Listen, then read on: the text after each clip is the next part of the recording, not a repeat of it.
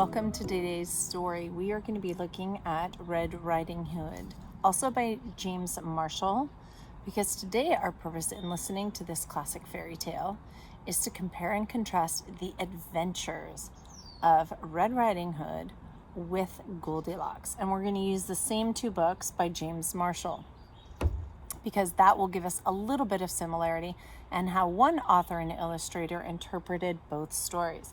So you'll notice some similarities with James Marshall and his characters. The way he likes to draw them is they're a little bit rounder, a little bit fluffier. I don't know, he just likes round characters. I'm still drawing stick figures, so I think they look great.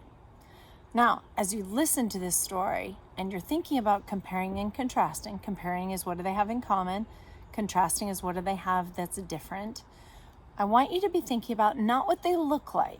So not one has gold hair and one has brown hair, although if you notice that, that's fantastic. I want you to think about the choices that they make and the adventures that they go on. So more behavior. How do they behave? What choices do they make? And what happens to them? So one might jump up and do jump ropes, although that's not in this story, and one might prefer to walk. Those are different ways to approach an adventure, okay?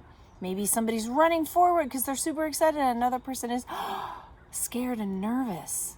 So be thinking about how their adventures differ and what they have in common. I hope the setting in the background will give you some clues. I hope you enjoyed today's story. Let's get started. Red Riding Hood, retold and illustrated by James Marshall. A long time ago, in a simple cottage besides the deep, dark woods, there lived a pretty child called Red Riding Hood. She was kind and considerate, and everybody loved her. One afternoon, Red Riding Hood's mother called to her. "Granny isn't feeling up to snuff today," she said, "so I've baked her favorite custard and a little surprise. Be a good girl and take it to her, will you?" Red Riding Hood was delighted. She loved going to Granny's, even though it meant crossing the deep, dark woods.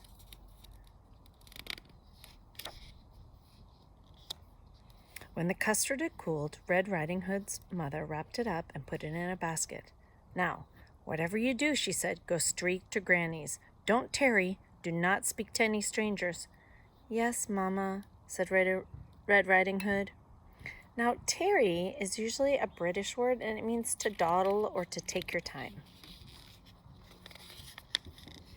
Before long, she was in the deepest part of the woods.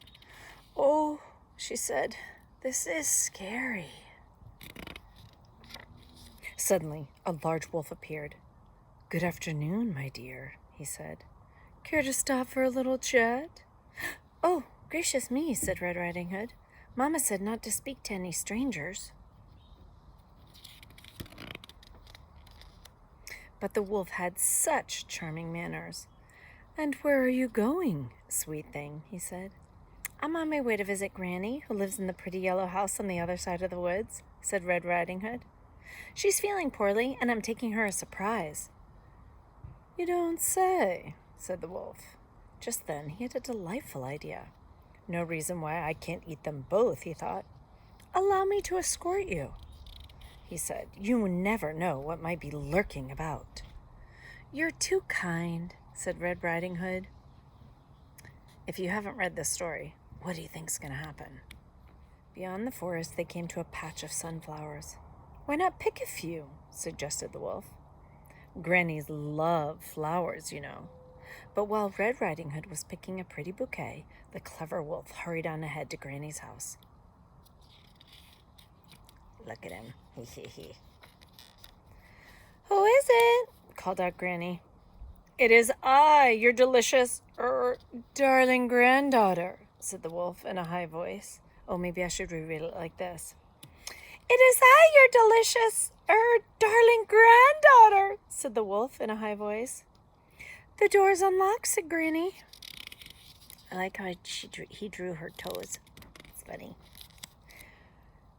"Surprise!" cried the wolf. Granny was furious at having her reading interrupted. "Get out of here, you horrid thing!" she cried. Look at the cat. What is he thinking?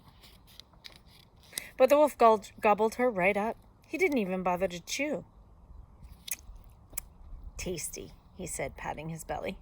So tasty. Just then he heard footsteps in the garden path. Here comes dessert. And losing no time, he put on Granny's cap and glasses, jumped into bed, and pulled up the covers.